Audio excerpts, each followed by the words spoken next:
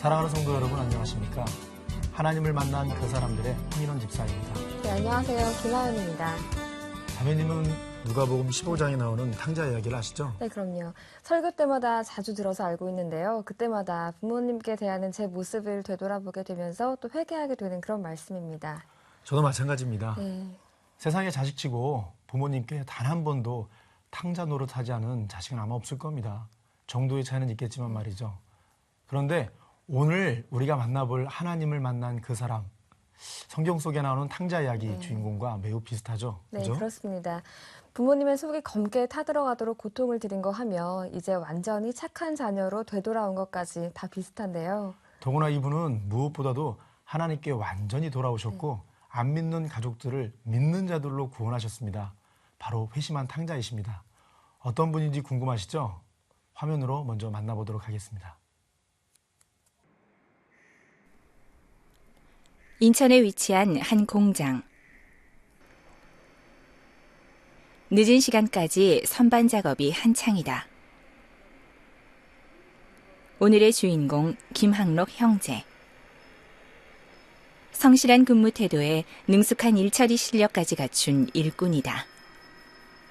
김학록 형제가 지금의 모습으로 이렇게 열심히 일을 하게 되기까지 사람의 힘으로는 어떻게 해볼 수 없는 우여곡절이 있었다고 한다.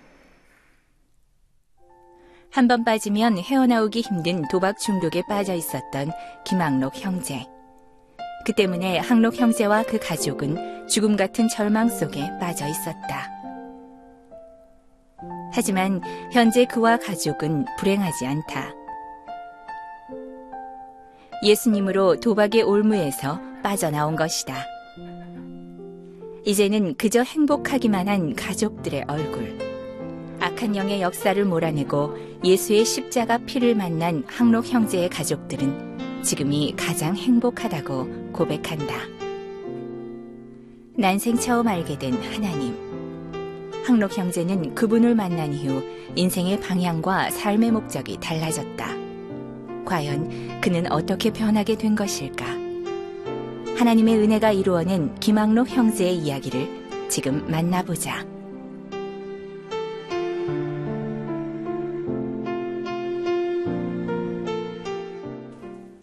방금 화면으로 만나보신 김학록 형제님과 그의 아버님 김일식 성도님을 이 자리에 모셨습니다.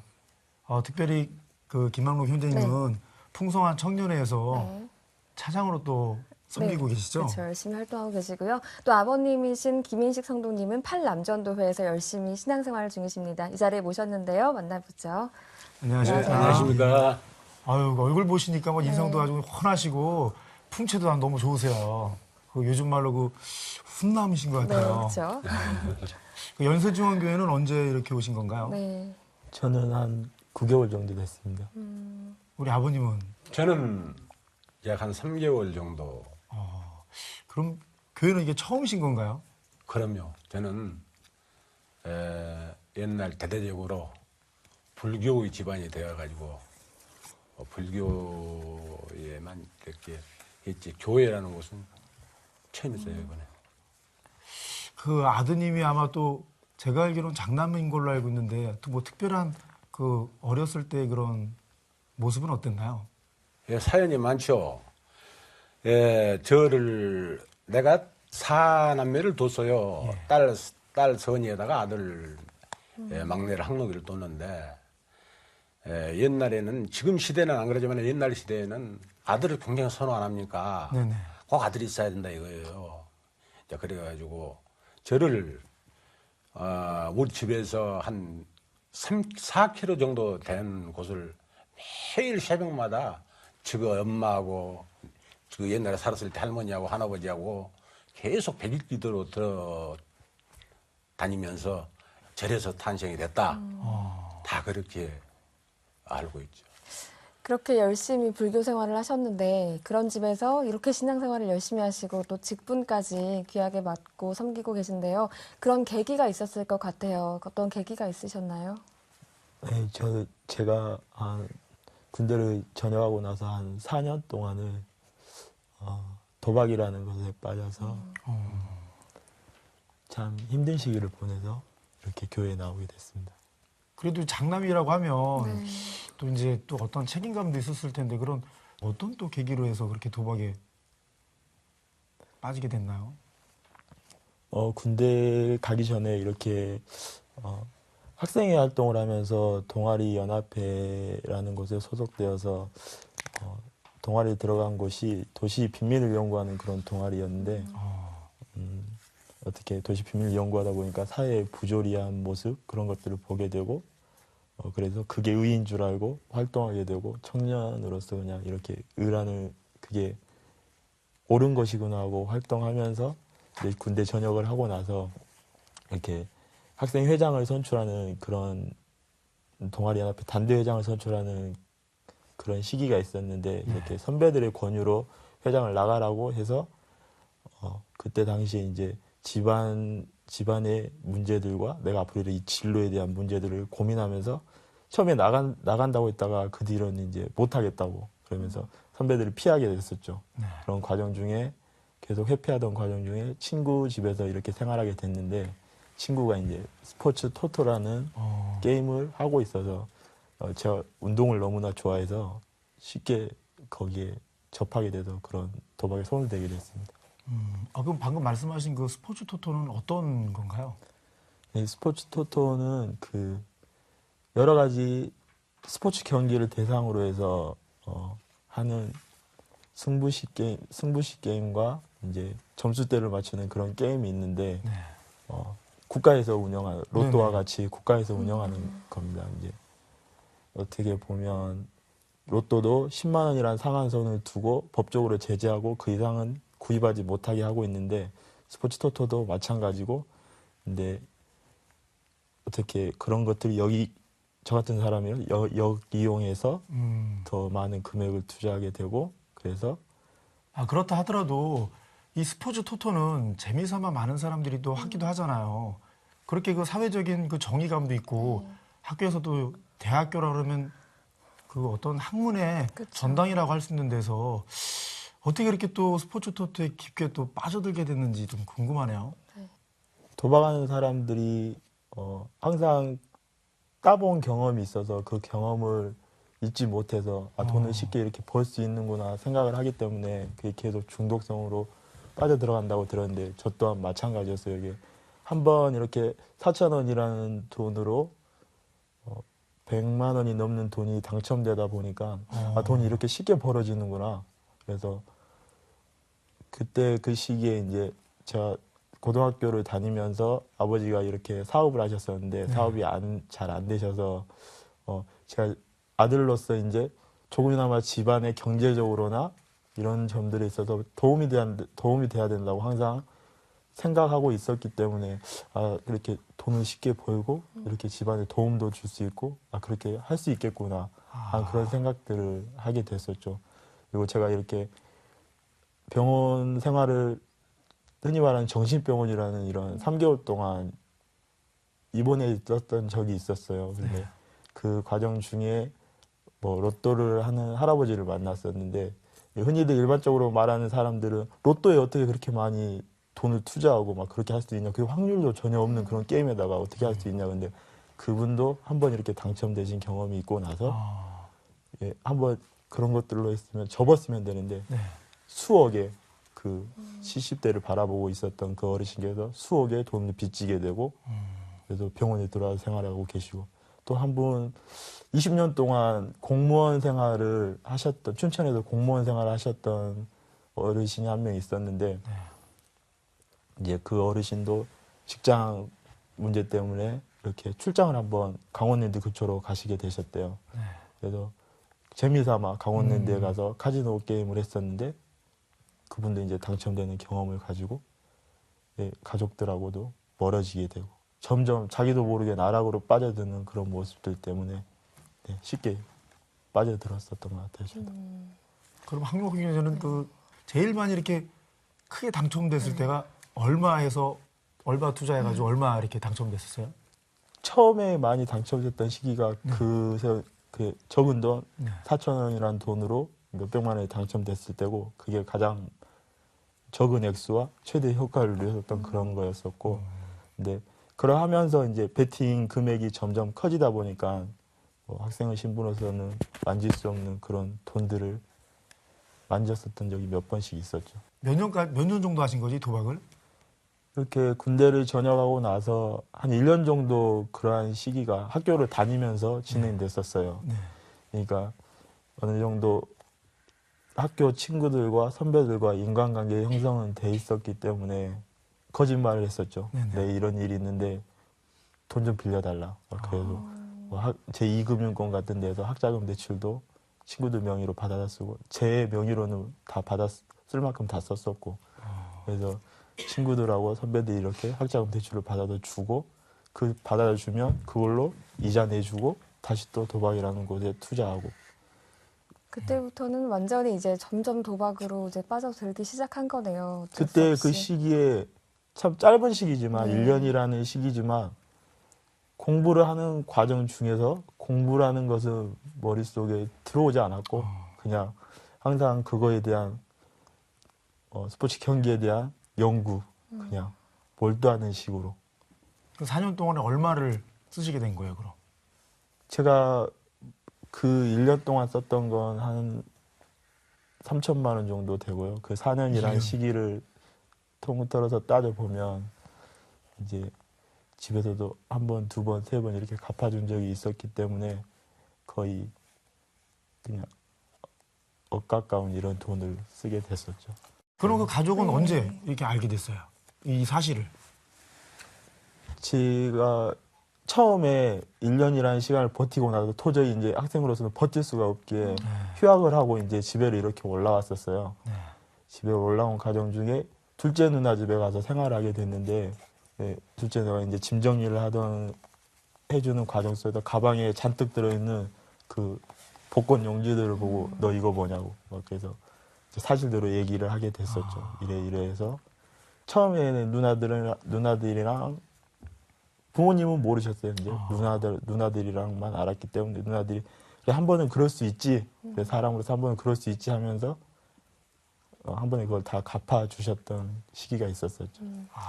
그럼 가족들이 이렇게 빚을 갚아주고 이렇게 누나들이 이렇게 권유를 할 때 아 그때 그만둬야겠다는 생각은 안 드셨어요? 참 그때 그 시기 동안 어떤 사람이든 간에 이렇게 자기가 잘못을 하고 나서 다시 되돌리려고 노력해보자는 사람들은 없을 거예요. 예. 그 생각들을 2달 이렇게 가지고 있으면서 아르바이트도 해주면서 월급은 누나한테 주고 잘 생활을 했었는데 한 2달 정도 지나서 보니까 이래서 어떻게 갚아드리냐. 예. 이렇게 일만 해서 그냥 어떻게 갚아드리냐. 다시 또 그 생각으로 또 도박이나 쉽게 벌었던 그런 경험들이 있기 때문에 다시 또 그쪽으로 빠져드는 거예요.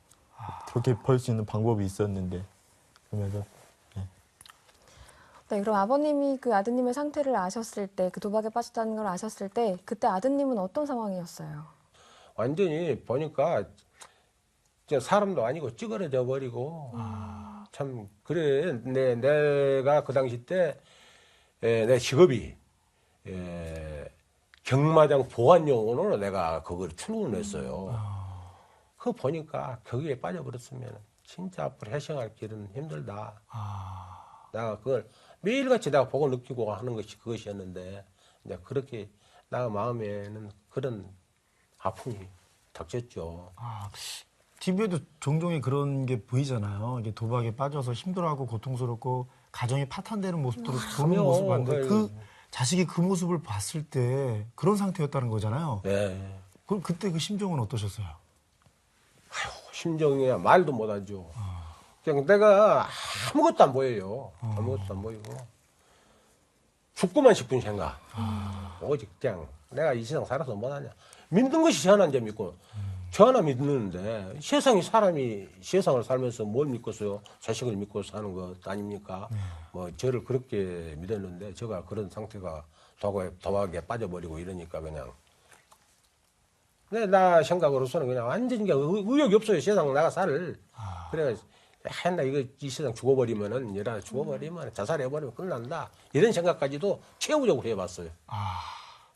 그 심정이 좀 이해가 될 것 같아요. 저도 자식을 키우는 입장에서 자녀가 그랬다 그러면 너무 힘들 것 같아요.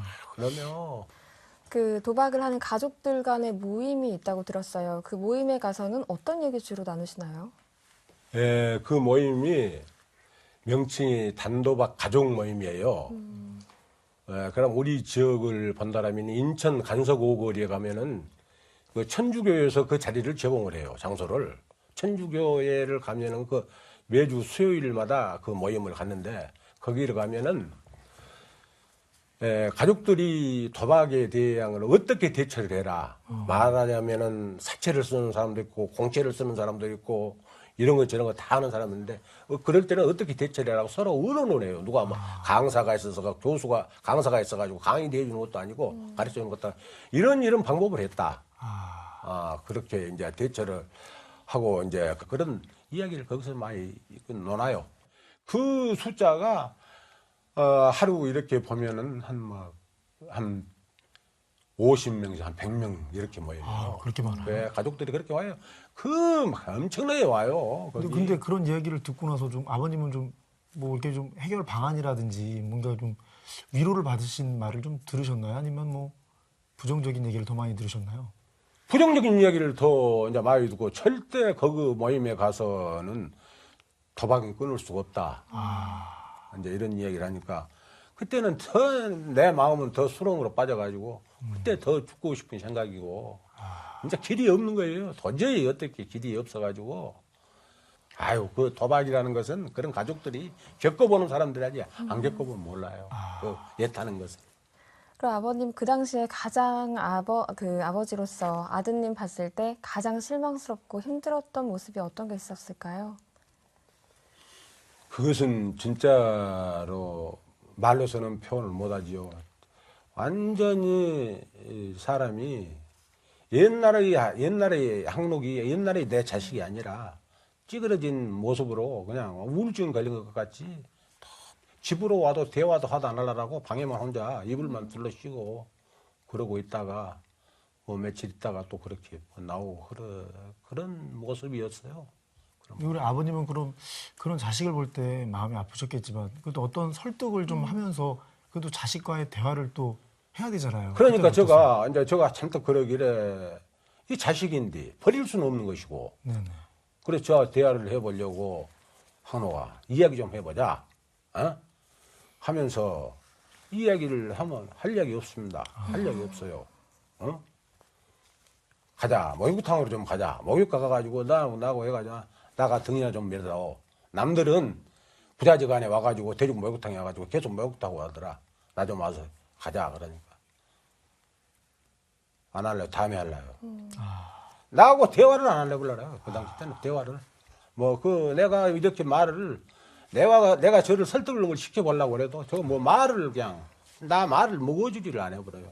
대화를 안 하려고 해요. 우리 형제님께서는 아버님의 그런 마음을 못 알아들으시고 계속 이렇게 좀 힘들어 하셨잖아요. 그때 심정은 어떠셨어요?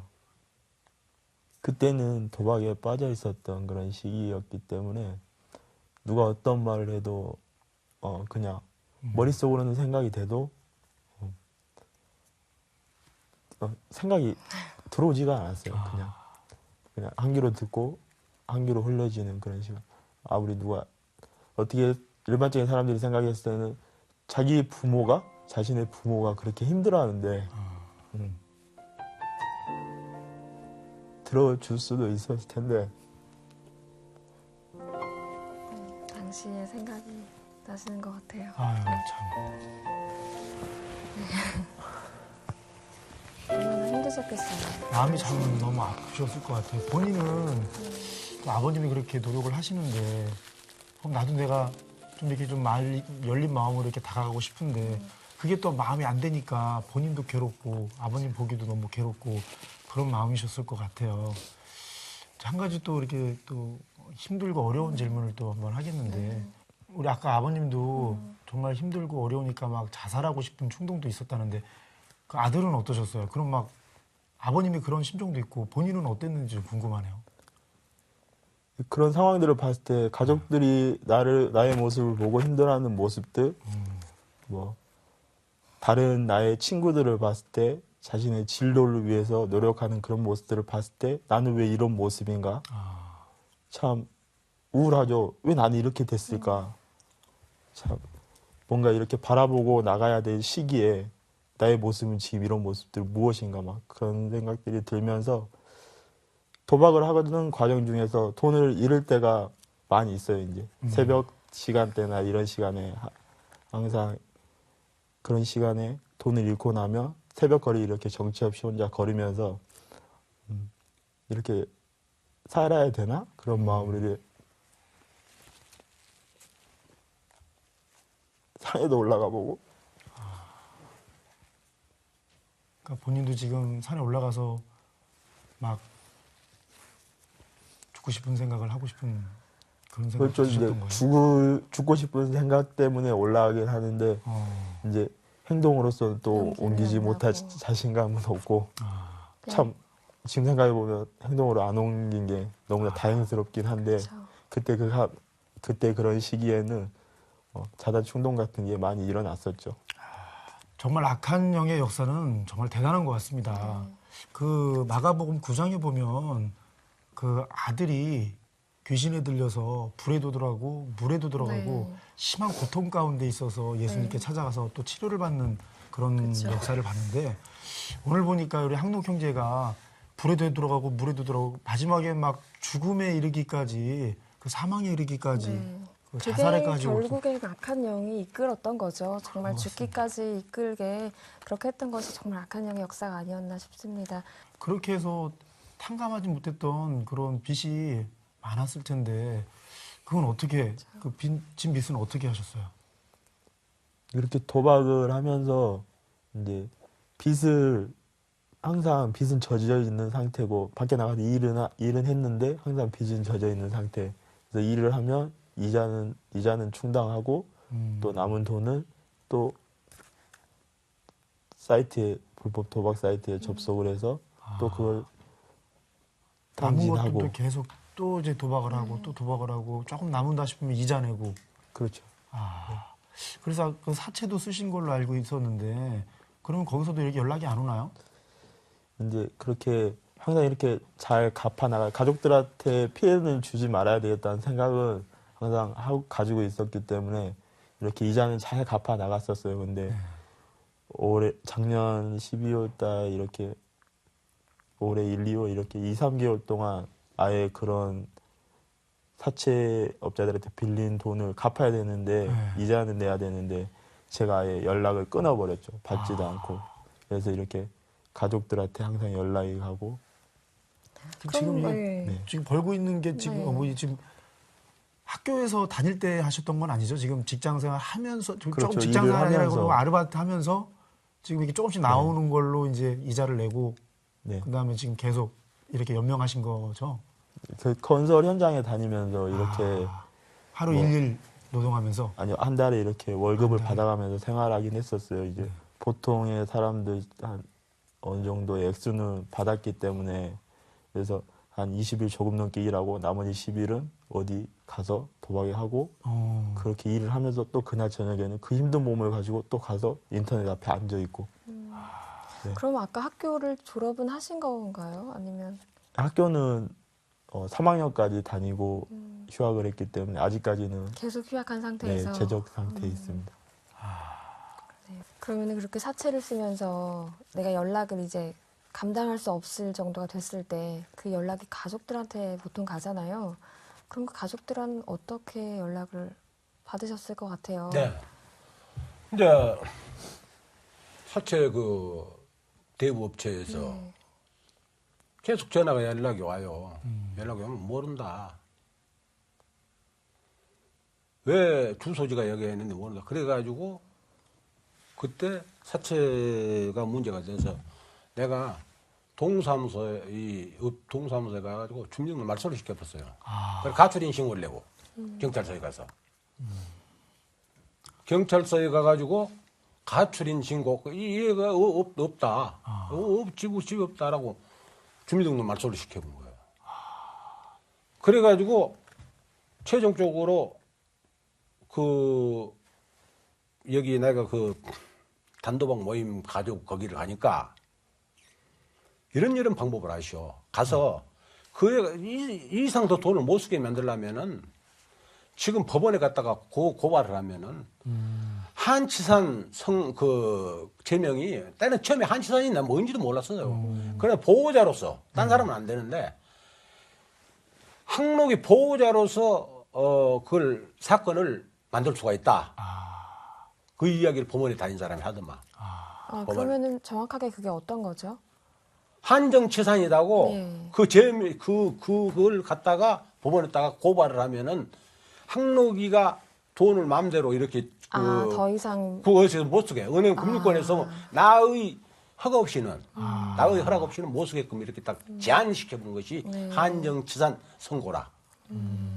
그나 그 제명도 몰라. 이제 그거 알고 보니까 그거이라. 그래서 이제 그것을 해가지고 인천 지방법원에다 내가 고발을 하고 말하자면 저 중령을 말소를 시켜버리고 이제 할 바를 저렇게 완전히 그 가출인 신고 내고 경찰서에 가서 이렇게 싹 했어요. 이렇게 싹 해버리고 그럴전좀 또 자녀가 그 뭐 못 쓰게 그렇게 막았지만 또 아버님이 그 사채업체에게 또 여러 가지 또 시달림을 많이 받았을 것 같아요. 그래서 제가 알기로는 다른 사람들은 다 전화번호를 바꾸고 본인 것만 안 바꾼 걸로 알고 있는데 그때 또 심정은 어땠나요? 자꾸 뭐 집에까지 찾아왔나요?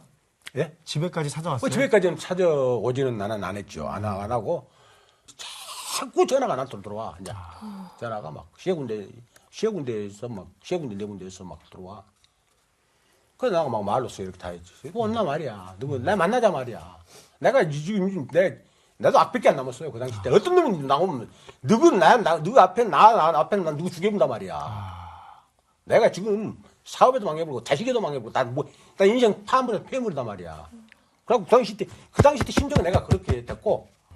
그러면 항록 형제님 그 가족들이 나 때문에 이렇게 고통을 당했다는 거를 알게 됐을 때 그때는 어땠어요? 너무나 면목이 없고 미안했을 것 같은데. 도박을 하는 과정 중에서는 항상 저는 죄인이었죠.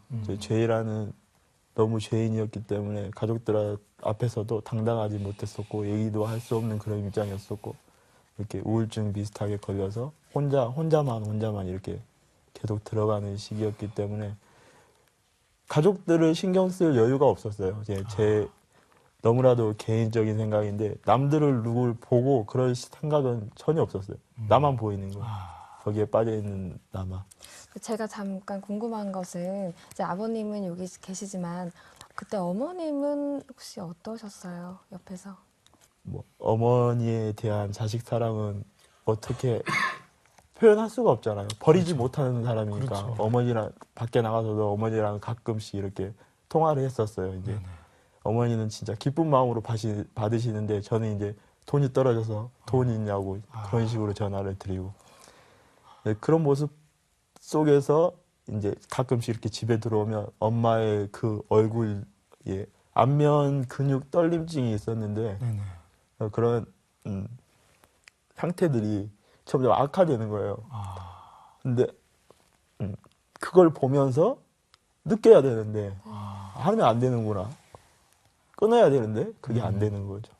아버님의 그런 전화번호만 남기고 싹 이렇게 바꾸셨잖아요. 그러면은 그 안 바꾸신 이유가 그래도 자식한테 우리 그 연락의 어떤 그렇죠. 끈을 그렇게 끈을 놓지 남겨놓- 않기 위해서 했던 것 같은데 그렇지. 그때 이제 최종적으로는 이제 그런 다 생각이- 바뀌었으니까 다 모를 텐데 우리 한유진님 어떻게 또 아버님한테 전화를 거셨어요? 아니면 이제 그러니까 집에 가 있는데 핸드폰 전화가 들어왔어요. 누구냐 이렇게 항록이 지금 어디냐? 광명이다 이거야. 그때는 나도 이제 부모도 지칠 대로 지친 거예요. 저에 대한 매력이 없어. 자식이라고 이제 진짜 매력을 못 느껴요. 진짜 부모를 이렇게 가슴 아프게 부모 형제가 가슴 아프게 만든 놈이 너가 자식이냐 이런 생각만 드는 거야. 그런데 이 여자라는 게 야가더만 내가 그때 딱 느껴봐 상록이 엄마가 그 전화를 내가 받고는 저 엄마가 그 전화 소리를 듣고는 광명에 있다니까 광명에서 인천까지 오려면 1시간 정도 걸리잖아요. 막 물인지 불인지 모르고 막 달린 거야. 어머니께서 예? 막 거기를 광명으로 막 달린 거야. 우리 집 부르님. 그래 내가 뭔 또 사고나 나볼지 가다가 저러다가 지금 엄마가 어디 가가지고 혹시 그냥 어디 뭐 사고나 나볼 줄 알고 막 내가 따라 달린 거야. 그래 오니까 이제 광명역에서 이제 이걸 만난 거예요. 광명역에서 지하철역에서 한국을 만났어. 근데 만나가지고 보니까 뭐 미꾸사구 가방 이렇게 큰 가방 하나 들고 뭐 옷가방인가 뭐인가 그 들고 또 뭐 노숙자. 네네. 서울 시내 말이야 서울역에 있는 노숙자 매기로 해가지고 가방 하나 들고 말이야 이래가지고 있는데 진짜 부모 치고 차량에서 말이야 이거 너 뭐야 또 강릉에도 내 친척들도 많아. 너가 이렇게 너가 시장을 살아서 못하겠냐. 그러면 데리고 가가지고 이제 거기 가가지고 밥을 이제 곰탕을 한 그릇 사서 먹고 저녁밥을 먹자. 뭐 배도 고프고 이제 밥도 안 먹었으니까 배도 고파 아무것도 없고 속이 없었겠지. 그래가지고 가서 이제 식당에 들어 밥을 먹으려고 그러고 있는데 저 엄마가 이제 저거 고모한테다가 실제 고모 요즘 연세중앙교회에 다닌 고모한테다가 연락을 한 거야. 아, 그때 그 광명에 사셨나요? 그럼 그 고모님이? 고모님은 여기 역삼에가 여기 역곡에 사는데 전화를 역곡하고 광명은 안 머니까 가깝죠. 이제 여기 저 전화를 한 거야. 그러니까 지금 고모가 금방 거기로 왔어. 우리가 있는 데로 왔어. 와가지고 어떻게 했거나 어떻게 이제 형제가 아니고 그러니까 그래 이제 가양동으로 지금 고모가 이제 가양동으로 가야 된다 이거야. 가양동으로 지금 이제 내가 둘째 누나가 혼자 산 누나가 있어 가양동에가. 네네. 혼자 이렇게 그리 가자 이거야. 네. 이제 가자고 그러니까 처음에는 제가 안 간다 나더만. 처음에 안 간다 그래서 왜 안 가시려고 그러셨어요, 상록님? 그때 부모님이 이렇게 광명에 오셔서 이제 고모 집을 가라고 이렇게 저한테 말씀하셨어요. 근데 제가 어떻게 다른 사람들을 볼 면목도 없었고 예, 내 생각 속에서는 항상 이제 그런 생각들이 항상 맴돌았기 때문에 내가 거기 또 가서 지내다 보면 또 어떤 잘못을 저지를지 모르고 있는 그런 상태였기 때문에 나 밖에서 혼자 생활하고 싶었어요. 밖에서 혼자 생활하면서 그냥 하루 벌어서 하루 먹고 살고 그냥 그런 생각들이 머릿속에 자리 잡고 있으니까 전혀 다른 사람들과 함께 있고 싶지가 않았어요. 네, 그럼 그렇게 해서 이제 가양동 고모네 집으로 가셨죠. 가셔서는 이제 뭐 어떤 얘기 하셨어요? 처음에 고모들은 저희가 이제 아버지가 장남이셨을 때 항상 이렇게 제사를 지낼 때는 오지 않는 그런 고모들이셨거든요. 고모님 세 분은 이렇게 예수님 믿으세요. 그래서 제가 바라봤을 때는 고모들은 제사 자기 부모님 제사인데 왜 안 오시지? 항상 이런 의구심을 가졌어요. 고모들한테. 그래서 고모들은 이제 예수님 믿기 때문에 안 온다고 이해가 안 갔었죠. 그때 당시에는. 이제 가양동 고모 집에서 지내면서 이제 둘째 고모도 예수님 근처에 있는 교회에 다니셨고 연세중앙교회 다니시는 셋째 고모께서 그래 그럼 항노가 너 교회 한번 가볼래? 저한테 이렇게 물어보시는 거예요. 그래서 그때 당시에는 아니요 저 싫어요 이런 얘기를 안 해봤어요. 그냥 교회 한번 가볼래? 그래요? 교회 가면 뭐가 좋은데요 고모? 그래 그러면 한번 가볼게요. 이렇게 된 거예요. 정말 이 탕자처럼 방황하고 있는 그 시기에 그 집사님 조남이 김용자 집사. 김용자 집사님. 그래서 우리 김용자 집사님이 그 김학록 형제님 처음 만났을 때하고 그 마음들을 우리 화면으로 담아왔습니다. 한번 보시죠. 이제 그 집에 가정에 우상숭배 끊어달라고 진짜 무척 진짜 기도도 많이 했어요. 그러는 찰나에 항록이가 그냥 그 도박으로 인해서 그러고 다니면서 이제 와가지고 광명시에 있다 그래서 광명시로 가봤더니 항록이 처음 본 모습은 말할 수가 없어요. 초라하고 진짜 불쌍하더라고. 그렇지만 너는 우리 하나님 말씀 목사님 우리 교회만 오면은 너는 진짜 말씀 듣고 바른 길을 가겠다는 생각이 딱 들더라고 내가. 그래서 나는 걱정도 안 했어요. 그때 걱정도 안 하고 그래 하나님이 하시겠지 하고. 참. 그것도 집사님께서 기도를 참 많이 하신 것 같아요. 또 고모님이지만 이렇게 또 아버님하고 또 우리 항록 형제를 위해서 기도를 많이 하신 것 같아요. 보자마자. 친구 어머니가 당연히 하겠죠. 근데 3일 예배 듣고 나서 또 이렇게 바뀌셨잖아요. 그때 어떤 말씀을 이렇게 듣고 나서 이렇게 좀 마음의 심정이 울렸어요? 처음에 목사님 말씀을 계속 들으면서부터 이제 그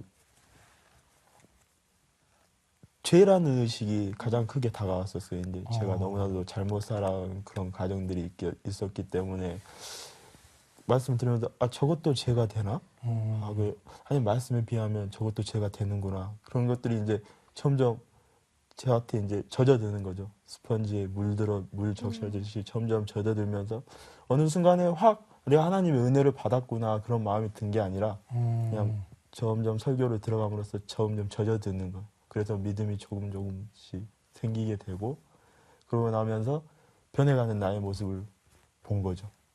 그 죄를 깨달았다고 했는데 그 죄가 어떤 부분? 그 부분 좀. 그런 부분을 봤을 때 이제 제가 점점 생각 속에서 뭔가를 이겨내고 있다는 그런 느낌을 받았고 어떻게 보면 하나님이 구별하는 죄와 인간들이 구별하는 죄는 너무도 다르다는 하나님은 이제 그 인간들을 너무나 사랑하시는 마음이 크기 때문에 한 사람이라도 더 거룩하게 지켜내기 위해서 생각 속에서 일어나는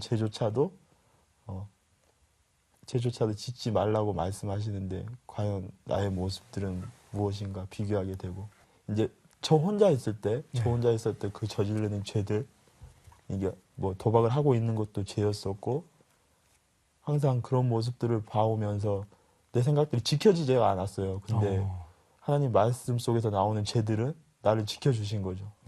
내가 혼자 있었을 때도 그 말씀 속에서 하나하나 지켜주셨던 거죠. 그 죄라는 게 확실히 딱 구별져서 말할 수는 없지만 저지를 수 없는 게 함께 하시고 계시는구나. 점점 제가 그걸 느끼게 됐어요.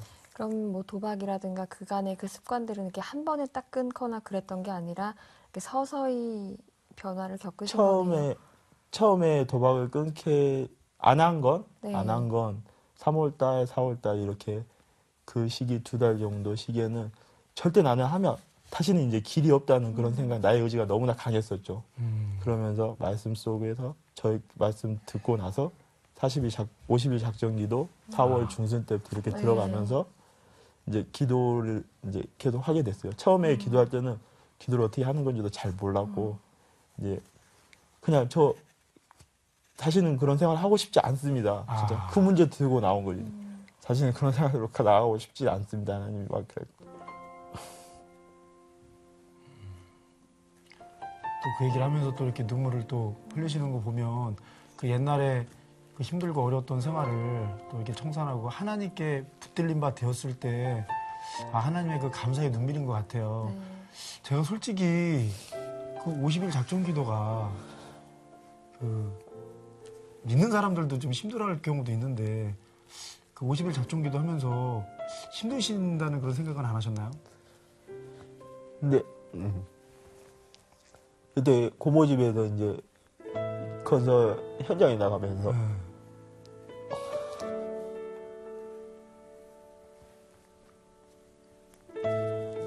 너무 또 감동을 하셔가지고 참 그때 생각하면 뭐 기쁘고 감사해서 그냥 계속 눈물만 흘리시는데 근데 이제 저녁 때 이렇게 교회 기도가 있다 해서 왔는데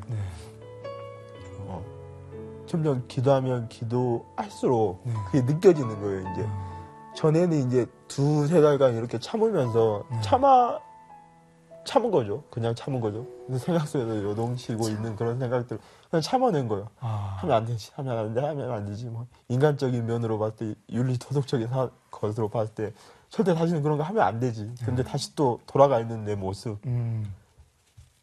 근데 기도하면서 그 행동으로 붙잡아지는 거예요. 이제 점점 사라지는 거죠. 예, 내 혼자 있을 때 뭐 토요일이나 주일날 이런 시간들 해외에서 있는 막 그런 스포츠 경기들을 보면서 항상 도박을 안 하고 있을 때는 뭔가 심적으로 불안해지고 막 이런 생각들이 들면서 너무나도 이끌려 다녔었던 내 모습이 그런 점들이 이제 사라진 거예요. 점점 사라지면서 나도 이제 그런 생각들이 떠났구나. 그런 게 점점 마음속으로 느껴지는 거죠. 들려오는.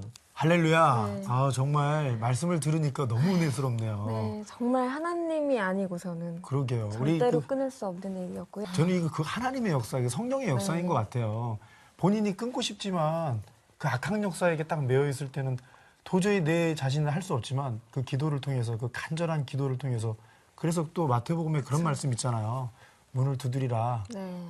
그러니까 두들리니까 거기서 내가 반응을 안 한다면은 참 힘들 텐데 거기에 또 반응을 해가지고 하나님 여기서 꺼내주세요. 살려주세요. 나 이 죄 때문에 못 살겠어요. 그때 또 예수 그리스도의 보혈이 피를 만나지 않았나 싶은데요. 그러고 나서 그 50일 작정 기도가 딱 끝나고 났을 때 그때 그 기분은 어떠셨어요? 그 기도가 끝나고 나서 이제 처음에 도박에 빠져 있으면서 가족들한테나 누나들한테나 저 한번 끊어볼게요. 그게 참고 있었던 시기에 저 한번 끊어볼게요. 한번 얘기를 해본 적이 없어요. 단 한 번도 그 4년이라는 시간 동안 저 끊을 수 있을 것 같아요. 얘기를 한 번도 해본 적이 없어요. 근데 그렇게 5월 중순년도에 이렇게 집에 들어가면서 큰 누나한테 이제 그때 확실히 얘기를 했었죠. 전과는 너무 다르다고. 끊을 수 있을 것 같다고. 끊을 수 있을 것 같다고. 그래서 이제 큰 누나가 하는 말은 너 항상 그랬잖아. 너 항상 한두 달 정도 한 두세 달 참다가 너 항상 그랬잖아. 근데 다르다고. 확실히 끊을 수 있을 것 같다고. 확실하게 대답을 했어요, 누나한테. 네. 마음속에서 오는 그런 뭔가 느낌이 있었기 때문에. 그 아버님의 그 지금 이렇게 또 변하고 났을 때 그 기쁜 심정을 조금만 이렇게 좀 표현해 주신다면 어떻게 표현하고 싶으세요? 너무나도 기쁘죠. 너무나도 기뻐. 하나님 감사합니다 하고 내가 네. 무릎을 치면서 내가 그런 사람이에요. 저가 그렇게 교회를 나가가지고 변화가 오니까 그렇게 기쁠 수가 없죠. 그래 진짜 하느님 감사합니다. 예? 이렇게 변화를 주고 나 마음을 그 당시 때는 나 마음이 찡그러져가지고 내가 전체적으로 어디 가도 인상을 피질 못했어요. 내 마음이 그냥 미쳐버렸어. 내가 죽겠어 죽어 말하자면 그냥 내 미쳐버렸더라고. 자식이 그런데 내가 무슨 의욕이 있어. 그런데 저가 변하고 오니 그렇게 기쁠 수가 있어요. 세상에 다 내 끝까지. 그래서 경엄아, 예? 저 큰딸이 경인데 경엄아 교회 나가시네. 예? 우리가 아까 나 이야기했잖아요. 난 누가 전도를 해서 나온 사람도 아니다. 솔직한 윤석전 목사님이 나오라 그래도 나 그런 거식이 아니면 안 나온 사람이에요 교회에. 대통령이 나온다고 나왔어요. 난 원래 성격이 또 그런 사람이고. 그런데 한국에 변하니까 우리가 여기 가야 된다. 그 전당으로 가야 된다. 그러니까 지 엄마 손을 잡고 여기 교회로 온 거예요. 그럼 우리 항로 형제가 그냥 아버님을 전도한 게 아니라 본인 스스로. 그러면 항록이가 뭐 내가 아빠 교회 가자 소리도 뭐 해본 때도 없고. 그래가지고 여기로 와가지고 이제 와서 목사님 설교 들어보고 이렇게 저렇게 보니까 또 항록이는 날로 변하지. 그 기쁨이란 거 말로 있지. 마음이 그렇게 평안합니다. 그래서 내가 우리 딸내들 보고 그랬죠. 야, 너희들 이제 다 교회 나가자. 그래, 다 손잡고 나가자. 우리 손자들 보고도 가자. 우리가 갈 데가 거기밖에 없다. 그래서 나가자라고. 나는 그런 기쁨 속에서 지금은 살아요. 그럼 그래, 예수를 또 믿고 나서도 또 이게 좀 목사님의 또 말씀을 또 듣잖아요. 그러면 또 불교 대대 집안이기 때문에 또 제사나 또 고모님들도 그런 것들에 되게 많이 금방 얘기하셨던 것처럼 제사날 안 오시니까 얼마나 또 힘드셨을 그래, 거예요. 나는 그런 부분들이 이제 나는 제사는 이제 나 생각 같아서는 그렇게 모셔도 되지 않는 생각이 있는데 여기 와서 목사님 설교를 계속 들어보라니까 진짜 우상 성배는 하지 말아라고 제사는 단호하게 끝냈어. 많은 형제간들 다 내가 이해시키고 내가 이해시켜가면서 나 이렇게 마음이 이러니까 너희들이 이해해라. 다 형제간들한테 이야기, 사촌간들한테도 다 이야기하고 내가 우리 종갓집에서 우리 그 집안에서는 내가 그래도 문중사로서는 내가 거의 한 사람이야. 그런데 내가 거기서 다 제사도 내가 다 모시고 우리 멧돼지고 그런 것도 다 했는데 다 단호하게 나가 절단시키고 내가 갈 길은 교회밖에 없다.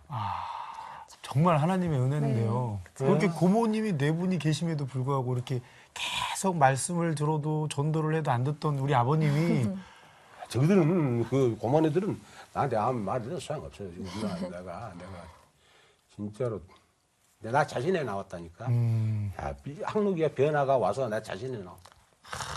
아마 그런 또 아버님을 또 아시는 하나님이기 때문에 그런 축복을 주시기 위해서 이렇게 믿게 하기 위해서 또 그런 지난 시간들을 허락하신 게 아닌가 그런 생각이 좀 들어요. 네. 그러겠지. 네, 이제 그래서 또 그런 모도 집안이 있겠지. 구원되기 만약에 때문에, 네. 너는 아무리 세모집이 돼가지고 너는 안 되니까 너는 이렇게 해가지고 너한테다가 억압을 줘가지고 한번 이렇게 해라도 우리가 너를 한번 끌어들여 볼란다 하는 정말 야심을 정말 가지고 하는 그 농담이에요. 자, 이렇게 들어보니까 우리 학록 형제를 통해서 이 4년간의 그 고통을 통해서 힘들고 어려웠던 그 과정은 바로 우리 아버님과 우리 학록 형제, 어머님 그 가족 모두가 구원의 손길을 뻗치신 하나님의 은혜가 아닌가 싶습니다. 네, 바로 그것이에요. 아멘. 네. 하나님 은혜가 아니면은 네. 이렇게 될 수가 없다. 어디서도 누릴 수 없는 그런 평안을 지금은 정말 누리고 계신 것 같아요. 지금 이제 변화된 모습 속에서 가족들의 소감을 한번 들어보고 싶어요. 지금 정말 과거에 힘들었던 걸 다 이겨내고 이제 정말 하나님 은혜 가운데 정말 그 사랑 가운데 평안을 누리고 계신데 그 변화된 가족들의 모습을 잠깐 영상으로 좀 만나볼까요? 일단은 교회를 나가기 전에는 나름 도박 같은 걸 하고 있었기 때문에 근무 태도라든가 이런 게 굉장히 불성실했어요. 예, 무단결근이라든가 두꺼운 조퇴라든가 그다음에 직원들 간에 일단은 어울리지 잘 못했었어요. 그래서 아무래도 좀 일의 능률이라든가 좀 직장인으로서는 솔직히 좀 불성실했고 약간 좀 많이 부족했었어요. 그런데 지금은 그러니까 누구보다도 일찍 출근해서 자기 맡은 일에 대해서 최선을 다하고 그다음에 짬짬이 직원들하고 교회 얘기도 좀 많이 하고 믿음 얘기를 많이 이렇게 자기의 그 얘기를 좀 많이 하고 그다음에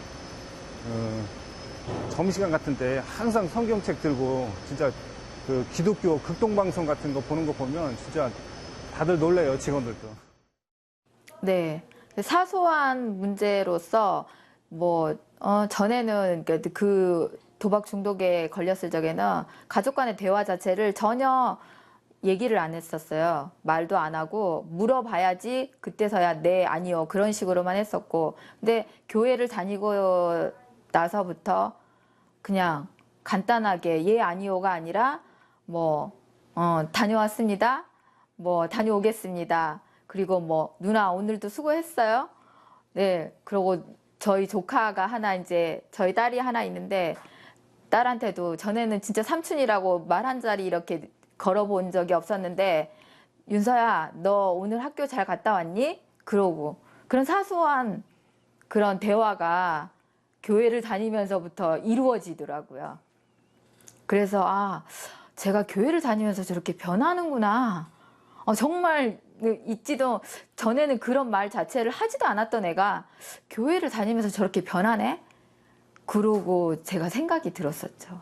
네, 교회를 동생이 믿으면서 정말 하느님이 계신다 하는 생각을 동생을 보면서 정말 많이 했어요. 근데 제가 아직 믿음 생활을 하고 있지는 않지만 동생으로서 저도 자꾸 이렇게 믿음을 갖고 싶다는 그런 생각을 하게 됩니다. 근데 저도 조만간 이제 교회에 나갈 거예요. 저런 마음을 먹어도 교회 안 나오고 나오지. 맞아요. 영상을 보시면서 계속 그 학록 형제는 눈물을 네. 흘리면서 이렇게 보셨거든요. 근데 참 그 모습 보면서 하나님께서 얼마나 기뻐하실까. 이게 바로 그 예수 그리스도의 보혈의 피의 능력이 아닌가 싶어요. 그 가정 가운데 예수님의 사랑, 그 십자가의 사랑이 그냥 강물 이르듯이 그냥 철철철 넘치는 것들이 그냥 눈에도 선합니다. 곧 또 큰 누님, 또 둘째 누님, 셋째 누님 다 이렇게 신앙생활 하면서 예수 믿고 천국 가지 않을까라는 믿음이 생깁니다. 아멘. 아멘.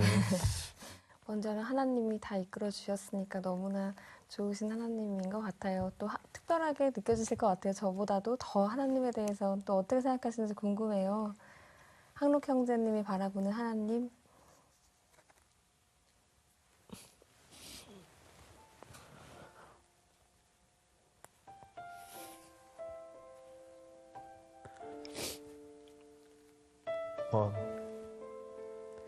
그 힘든 생활들 중에서도 언제나 함께 계셨고